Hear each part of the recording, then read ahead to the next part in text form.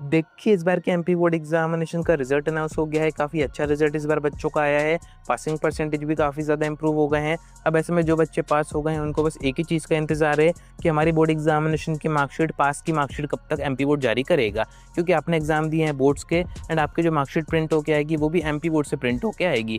अब आप चाहे 10th में हो या फिर 12th में हो, तो इस वीडियो में मैं आपको वही बताऊँगा कि कितने टाइम में आपकी मार्कशीट प्रिंट हो जाती है, कितने टाइम में आपके स्कूल तक आ जाती है, कहाँ से आपको उठानी है, आपने प्राइवेट फॉर्म भरा है, रेगुलर फॉर्म भरा है एंड जब आप मार्कशीट उठाएँ तो किन बातों का आपको ध्यान रखना है, कैसे उसमें करेक्शन होते हैं।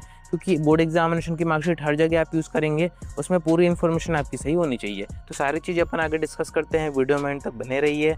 नया है तो सब्सक्राइब जरूर से कर दीजिएगा, नोटिफिकेशन आइकन ऑन करके रखिएगा।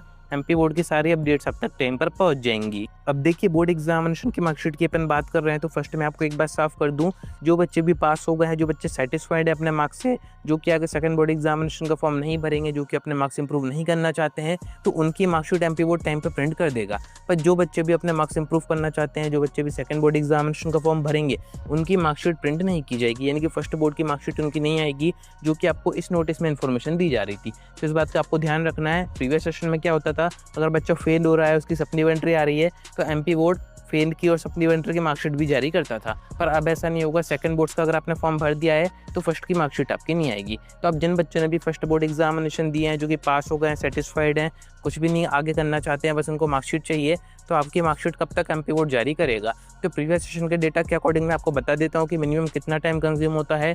एमपी बोर्ड की तरफ से मिनिमम 1 से 1.5 महीने का टाइम कंज्यूम होता ही है। क्योंकि अगर आपने प्राइवेट फॉर्म भरा है या फिर रेगुलर फॉर्म भरा है तो मार्कशीट आपकी डिफरेंट जगह आएगी। अगर आपने प्राइवेट फॉर्म भरा हुआ है तो जिस भी एग्जाम सेंटर पर जाके आपने एग्जाम दिए हैं, आपको वहीं पर जाना है, वहीं पर पूछते रहना है। अभी तो नहीं, 1 से 1.5 महीने बाद कि हमारी मार्कशीट आई है या फिर नहीं आई है। क्योंकि आपकी मार्कशीट आप सभी के एग्जाम सेंटर पे आएगी। बाकी जिन बच्चों का रेगुलर एडमिशन है उनकी मार्कशीट आएगी उनके स्कूल में जहाँ पर उनका एडमिशन है, तो वहाँ पर आपको कांटेक्ट करना है 1 से 1.5 महीने बाद कि हमारी मार्कशीट आई है या फिर नहीं आई है।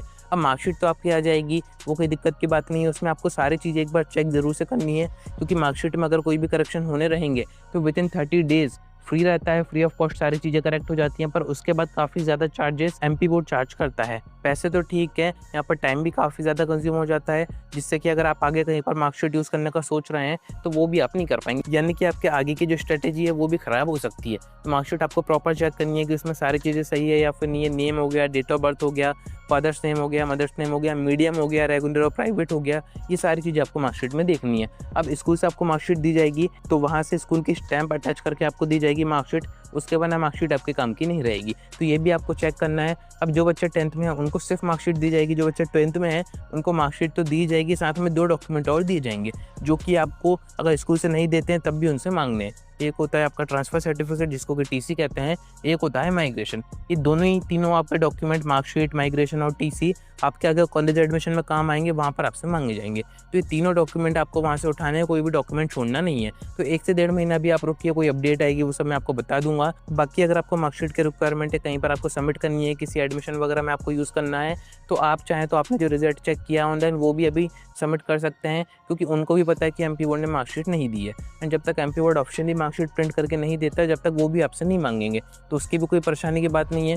थोड़ा सा वेट कीजिए, कोई और अपडेट आएगी वो मैं आपको बता दूंगा। कनेक्टेड रहिएगा। आज की वीडियो में इतना ही। कोई डाउट आता है कमेंट करके पूछ सकते हैं, या फिर आप डायरेक्ट मुझसे इंस्टाग्राम पर डीएम करके बात भी कर सकते हैं।